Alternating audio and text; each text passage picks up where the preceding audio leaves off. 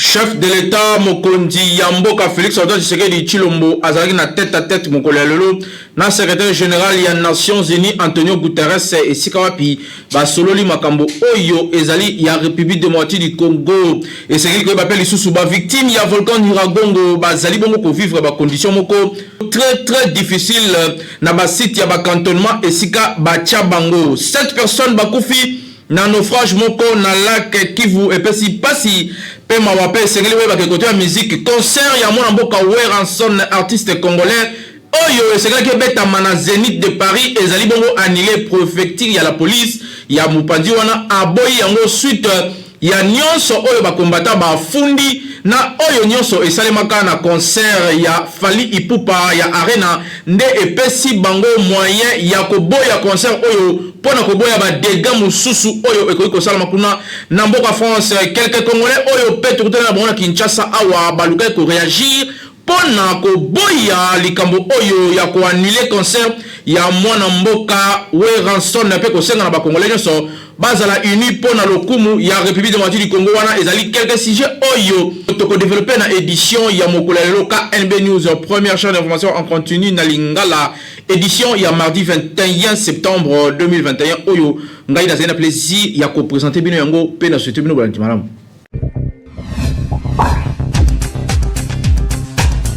Kaka ndenge na lobaki na ebandeli ya édition oyo mokonzi mboka azali bongo na États-Unis mokolo lelo azalaki na tête à tête na secrétaire général ya Nations Unies Antonio Guterres et sika basolaki pona makambo ebele oyo etali République démocratique du Congo. Naomi Pila apesi biso ba détail. États-Unis d'Amérique bisika pia Zwami président ya RDC Félix Tshisekedi Tshilombo akozwa maloba mokola lelo mardi 21 septembre na tribune ya Nations Unies na 76e assemblée générale oezo forma mokola lelo na New York mais yambo yango Félix Tshisekedi Tshilombo échangeaki na secrétaire général ya ONU Antonio Guterres. Les deux personnalités basolaki notamment sur Belfort ya contre-prendre pour instaurer stabilité et prospérité na RDC pe lisusu kolite contre la violence na ba province orientale pe lisusu lolenge kani ko soutenir Nations Unies azongisa kimia en particulier MONUSCO ezosala mosala na est ya République. Antonio Guterres na chef de l'État congolais basolaki mwa mingi sur situation à est pe implication à Nations Unies pour na kosilisa guerre ya Est po yango nde ezali cheval de bataille ya chef de l'État congolais pe président en exercice ya Union africaine ozongisa kinya na mboka na ye kasi boye bako chef de l'État koloba mokola lelo akozama loba na 76e assemblée générale ya Nations Unies ezali pour la deuxième fois aloba uta lobaka na 2019.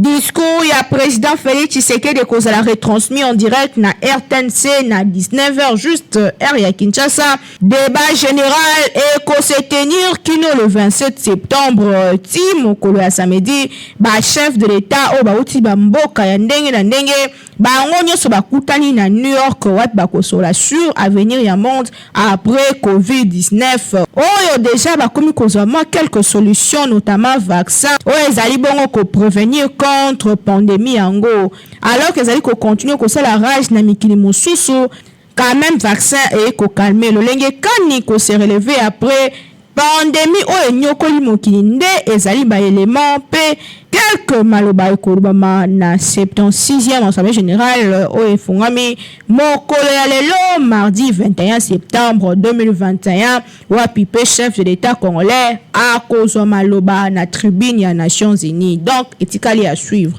Kinshasa et l'équipe partout.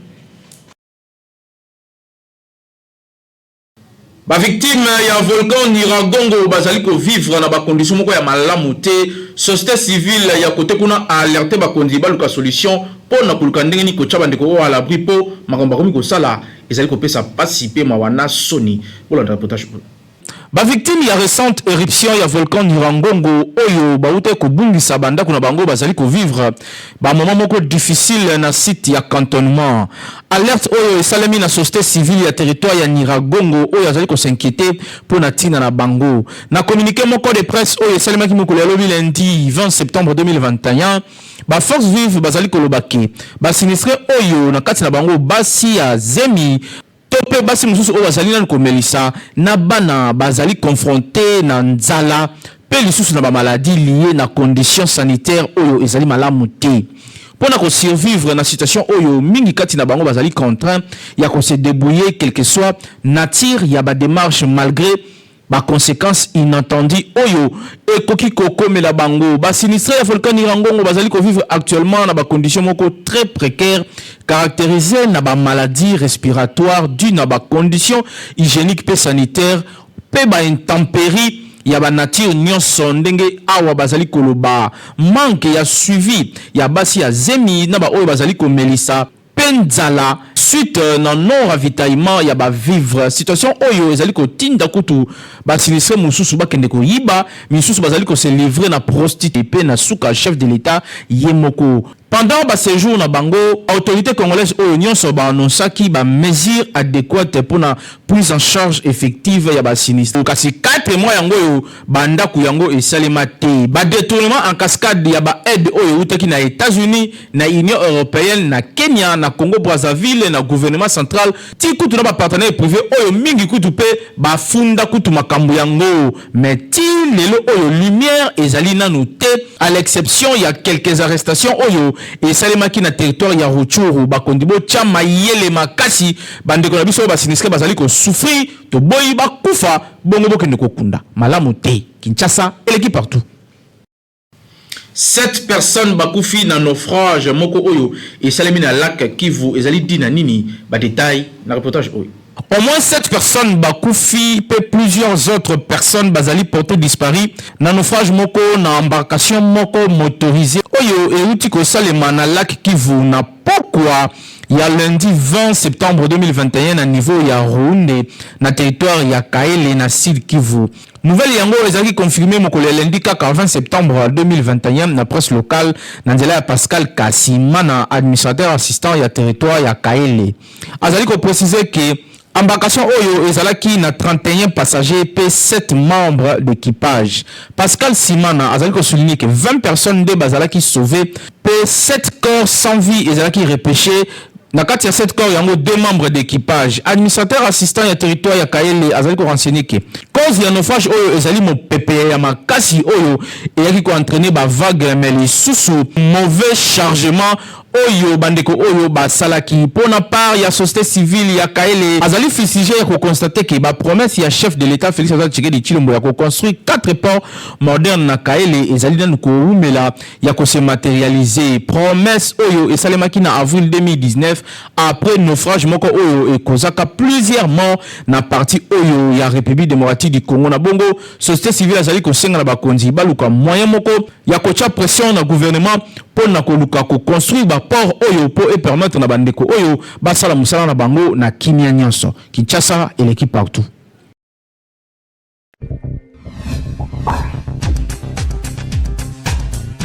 Lelo ezali journée mondiale ya kimia et sika nyonso bêtise et sika nyonso guerre ezali luka okotisa kimia même nanda kuna yo kotisa kimia ba détail ya journée yango na nomi bila. Le Conseil de sécurité. Le 21 septembre, il y a chaque année qui célèbre la Journée internationale de la paix. Selon l'Assemblée générale des Nations Unies, la résolution NAIE 55/282, date il y a le 7 septembre 2001, ils ont décidé la Journée internationale de la paix. Yango yaki kozala observer paix, célébrer chaque année le 21 septembre. L'Assemblée générale a déclaré que Journée internationale de la paix et la journée mondiale a cessé les faits et la non-violence. Pendant batango mingi bamboka ebele ba peuple bazali invité ndeti mokolo ya lelo na hospitalité pe na kimia na koyamba bandeko mosusu pe kondima ba vie ya basusu soki bato bayokani te vomie kutu bavanda basola ke bakini na violence yango ezali ko engager ba état membre ya ba organisme ya Nations Unies na organisation régionale pe non gouvernementale lisusu na ko célébrer journée internationale de la paix y compris moyen d'activité ya éducation pe ya sensibilisation côté en œuvre ba organisation des Nations Unies ko établir ndenge nini ko zongisa kimia na mokili mobimba po yango ne mission oyo organisation yango ezalaka créée na 1945 chaque année ONU et proposaka thème moko et pour na 2021 instance mondiale est invitée pour réfléchir sur projet ya monde durable pe équitable, c'est-à-dire que moto nyonso azali na droit ya ko vivre na kati ya mokili pe kozala na kimia 2021 oyo alors que tozali ko luka ndenge nini ko bima na pandémie ya COVID-19 tozali biso nyonso invité à ko réfléchir de manière créative pe na meilleure façon ya ko aider mokili na biso ya ko se rétablir koluka ko raffermir ba lien ko transformer monde na biso na monde moko égalitaire plus juste, équitable, inclusif, durable, plus sain, c'est-à-dire que moto nyonso azala sika ya kimia pandémie oyo et frappa ki mokili makasi pe ezali ko continuer ko frapper ko luka ko bebisa kasi na nzela ya ba vaccin pe ba geste oyo ezali bongo ko salema mokili pe bato bazali ko luka ko vaincre COVID-19 donc koluka lisusu makambu ko bakisa te likolo ya pandémie oyo ezali déjà ko bunisa économie mondiale donc essayer ko éviter ba guerre ba attentat pe bongo na bongo bato bazali na besoin de conflit en particulier vulnérable en termes de santé pe la manque de soins de santé mokili mobimba ezali appelé na cadre mokola lelo kotala ka ya besoin de conflit po koluka ndenge ni kozongisa kimia na boye ebengami na bato nyonso ba se joindre na ba effort ya Nations Unies pour na ko se forcer ko redresser mokili ezala plus équitable pe plus pacifique ko célébrer kimia na kolitaka contre haine y compris ba ligne rouge pe lisusu koluka ko multiplier compassion gentillesse pe espoir si ambonde ko sala que to combattre pandémie pe ko guérir ensemble et lisusu kolongola ba guerre pe ba insécurité donc sengeli mutu nyonso andi malolenge mususu azali ki aza différent na ye soki koyoka nezangi malamu kovanda kosola ko négocier kozwa tango ya ko s'incliner to pe kondima o pe mususu azoloba pona ko s'éviter ba guerre pe ba conflit po mingi basi na bana nde bazalaka ba victime ya makambo nyonso oyo donc que vive le 21 septembre que vive la journée internationale de la paix Kinshasa et l'équipe partout.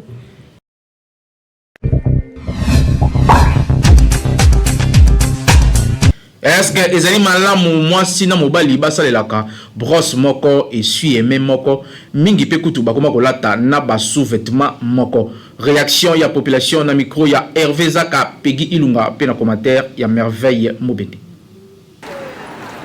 Hygiène est ensemble ba mesures destinées pour la prévenir ba infection pe apparition ya ba maladie infectieuse. Ba maladie infectieuse et ya ka mingi na ba utilisation lokola ya ba serviette, ya ba sous-vêtements essuie-mains, brosse à dents, seau de toilette topé bongo na bongo. Kasi selon hygiène pour na éviter ba maladie infectieuse wana, ezalaka malamu ke mutu na mutu azala na essuie-mains na ye. Brosse à dents na ye moko pe alataka bilamba na ye moko. Bato ebele bazalaka fragile na pona bango une fois kaka alati elamba ya mutu o déjà toki il faut ayoka bamikusa na nzoto pe akobanda ko se sentir mal à l'aise yango il faut ko éviter pona ko éviter pe ba maladie ya ndenge na ndenge kasi akokamu ezaki na bandako mosusu okomona papa na mama basalelaka essuie moko. Mama alataka na ba sous-culotte ya papa pe chose étonnante basalelaka na brosse à dents moko o ekutaka nango moins cher. Okomona papa asaleli yango avant bimaki de musala, mama pe atikali na sima asaleli yango. Donc soki papa azalaki na ba bactéries na minoko na ye, tangu mama pa asaleli yango ekozwa ye facilement. Yango biso magazine KNB News to tunaki na population kinoise soki eza normal ke mwasi na mobali basalelaka essuie moko topé brosse à dents moko. Comment yoko konika na lemo na yo to makila mino na yo moi je ne peux pas maladie aux gens. C'est impossible. Bota toki mawasida. Makilati. Ça bien. Surtout que maladie à mine est vraiment transmissible. D'une voie directe que indirecte. Donc, ko brosser brosse moko. On transmettre maladie na partenaire sans le savoir que la brosse wana. Et on brosser makila ko bima bakari dentaire maladie clique l'union sur amino. C'est facile et transmettre directement na partenaire na. Babeza makasi. Brosse à dents, ya ni kalem soutien na kati kuna. Poso to lobi ko pona embrassement. Ndeko embrassement c'est dans mobile. Siko esuka alem suka libanda me. Muno ke na tina kati kuna ya mina suka te ata yo moko. Na ebite papa sur la place na yo lobi ni pona nga peneza mabe makasi. Lem sa na carriage ezwayo. Encore même dans le maladie comme ça mine passe ngana souffrir. Mais on te la bien on a tena vendre na ndako na ndeni. Conseil na kope ça fait muto mtaza na brosse na ye et oza malamu. Au monde en hôtel. Ya ndeni. 1 plus 1. 1 plus 1 et comment on regarde sur 5, sur 6, sur 7. Oh ba fidèle na bolingo za na ngo isute. Fidèle akufa kala na habite na rompe victoire na so bozalaka place le boko salabo. Ba marié, ba veuve, ba divorcé. Ba yole la fidèle akufi. Tala ne bazolela. Ah papa, donc Nzambe karaza na biso. So Nzambe to biso ba mususu to zate. Bon, neti pona ngai ezapena la problème te. Po atabli besoin biso 1 plus 1 égale 1. Mais pona ko kima tantôt ba microbe banini, mutu na mutu koza na brosse na ye pa koza na suie na ye ça problème te. Ka pona nga eza normal te. To c'est la brosse moko sous-vêtement moko et si moko. Parce que tantôt muso azana carie dentaire, muso azana na carie dentaire te. Donc to c'est la brosse moko. Moni amsa rose infecté par du carie na niveau à brosse wana. Na ba couple muso ba sala na bango ka ke si moko hein. Ba sala si moko muso peut dépendre de la possibilité. Basi muso ba lata na monto ba couper décalé, muto ko la moi c'est pas ko lata na. Moi c'est pas ko lata na. Mais poto lata na biso mi bala en tout cas et simbate. Bon si papa na ka mobulu, avec ça ba makamne kuna. Ale bezo sangsaka ba sili pour moi te que ça bien te. Biso ba mito sa boss mon poani. Mabeza makas, soki oza na karina yo. Ngapi na zo ngapi to zo mo sina mbali.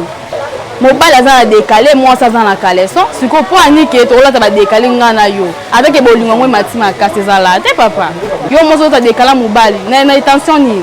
Ata bolinga na makas. Et simbate. Et ce qu'on a mais comme tel té. Nous sommes besoin de mabe. Nous toki wa yo esuwenga beso na esuwenga. Ozo ke mabe. 1 plus 1 égale 1 na libala selon Bible kasi yango elingi koloba te ke soki muninga aza na maladi yo pe il faut zwa yango po lakisa ye ke bino mbaye bokoma moto moko pe olingaka ye makasi selon hygiène eza malamu te kosalela ba serviette moko kasi po n'essuie-main soki possibilité ezali bokoza yango ata 4 heures osilisi kosokolo otandi lobo osaleli mosusu na fin ya semaine bosokoli nyonso pe borepase yango après bobandeli susu kosalela semaine oyo ezoya kasi pona basu to pe brosse à dents papa maman saelaka ya yo moko po eza hygiénique te ko partager même su to pe brosse à dents batomi balé ekoki komemela bino ba maladie mosusu oyo boko dépensele yango mbongo ebele koleka na mbongo oyo bo bandaki ko boya ko sombe eloko lokola brosse à dents donc zwa mayele Kinshasa eleki partout.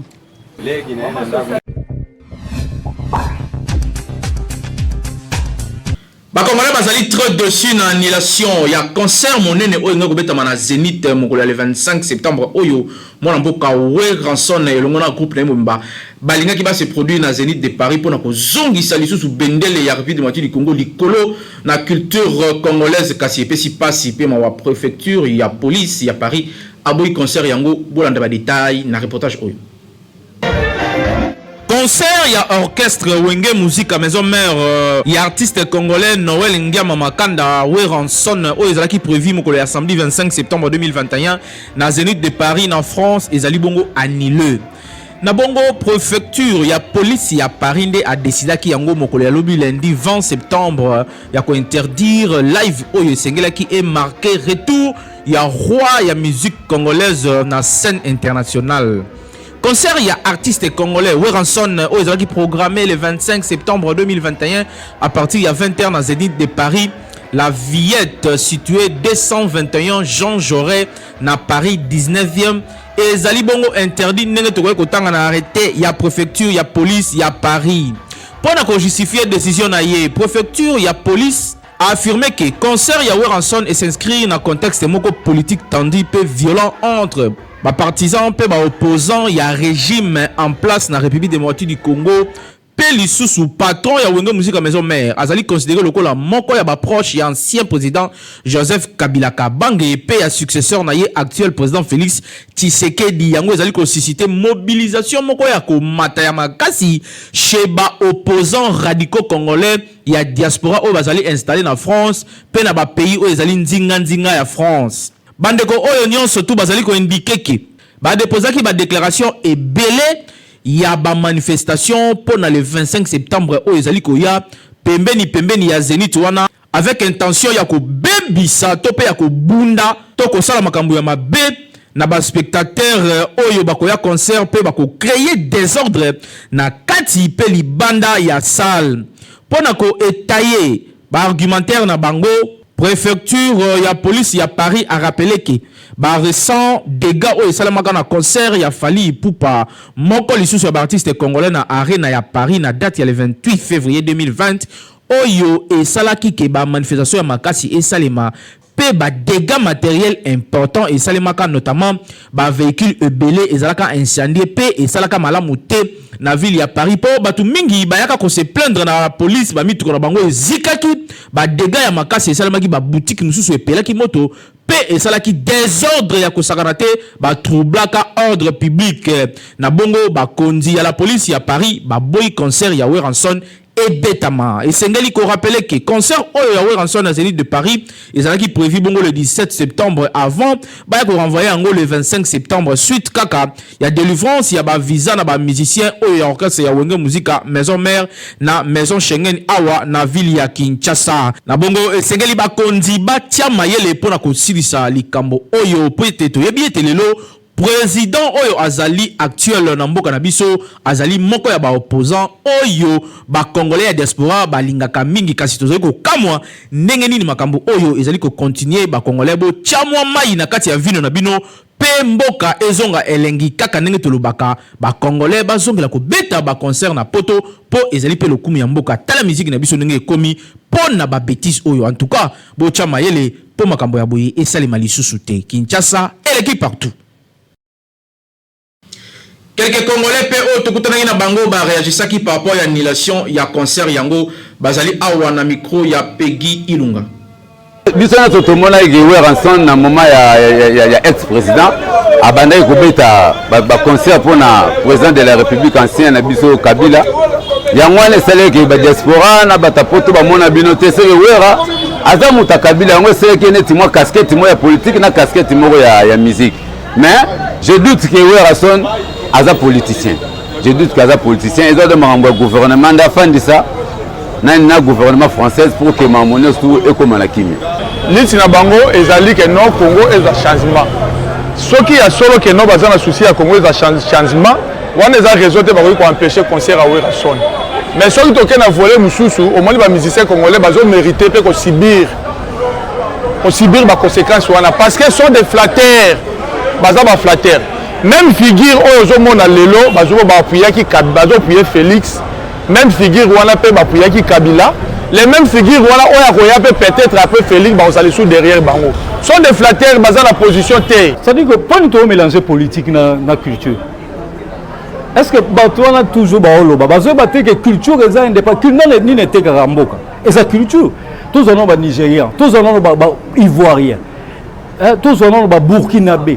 Tout le monde même dans la ville, nous avons senti que culture, il y a des autres mboka.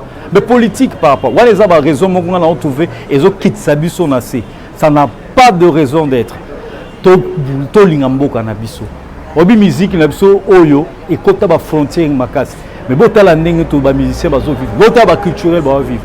Ça dit que toi associé à mon que politique na culture. Ouais, les faux débat. Moi, je trouve qu'il faut tout réfléchir musique. Moi, je pense qu'il n'y a pas d'amour combattant, on est activiste. Ça dit qu'un activiste, quand même, tant au salam à Kamona, il faut à l'intérieur. Et depuis, ni n'échanger. Ni n'échanger.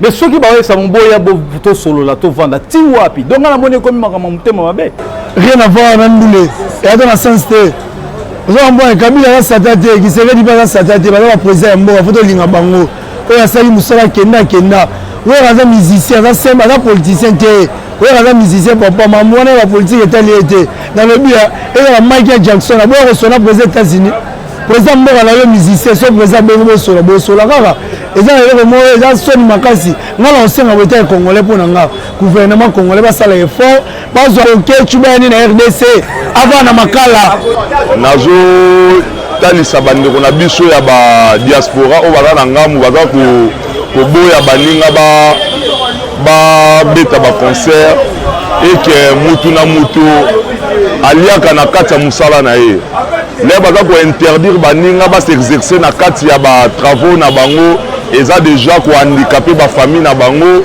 na ba responsabilité o baza na bango na ko beta musique na bango na poto et ça la que ba famille na bango ba vivre bandeko na bango ba vivre leur yo soit disant combattant o intercaler muninga beta concert pour ndaku na ye vivre cela veut dire ozo contribuer pe na misère ya ndaku ya baninga mususu eza encourager te deuxièmement naza ko condamner avec dernière énergie préfecture ya France au banilé concert production. Comment se fait-il un individu à se mettre trouble en plusieurs reprises mais parce qu'on maîtriser c'est que toute une république et donc on se soumettre à un individu parce qu'on maîtriser jusqu'à présent. Donc et le comme ça jusqu'à présent et en Rwanda. Donc tu as communani dans Mboko. Donc tu as communani en France. Hein? Donc comprendre c'est comme si et comme donc tu as un gouvernement et en France bah comme comment se fait-il qu'un État responsable ou raison à ambassadeur à artiste de congolais à quoi qu'il n'a pas battu ceux qui ont un mécanisme de déformité à celle de démarche non sur l'ongomani pour que les mots qu'on a bien qu'on mette à concert aux hommes mais à cause il y a un individu nous tenons qu'on a boquecho nous tenons qu'on a boquecho nous tenons à quoi empêcher et voilà sur à ça le concert on a regretté ma case on a 5 ministres la mission de la culture la 5 premier ministre Sama Lukonde papa beaucoup de makambo trop c'est trop.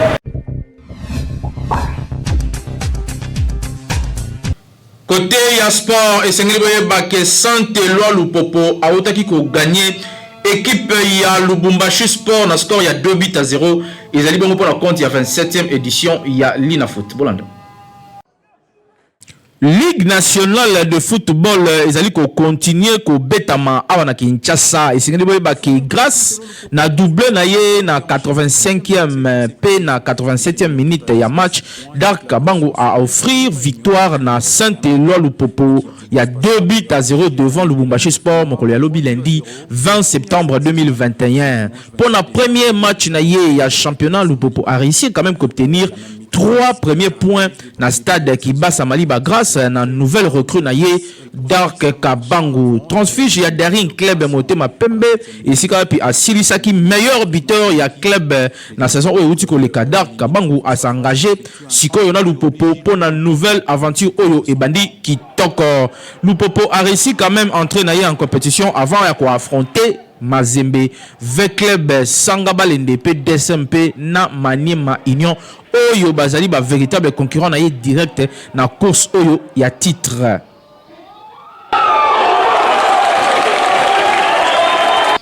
Merci pour la fidélité et confiance na bino na bete bozalaki ebele pour Rolanda édition ya mokolo ya lelo KNB News édition ya mardi 21 septembre 2021 oyo nazaki na plaisir ya représenter bino.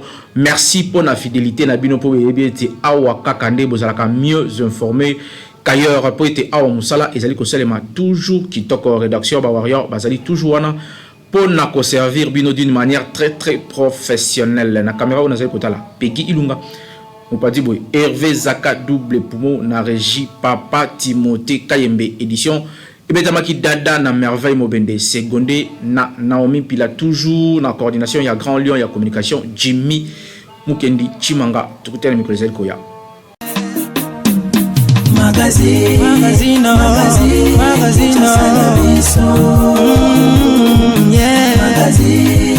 Magazine Kinshasa na biso réalité ya banaki réalité ya banaki réalité ya banaki no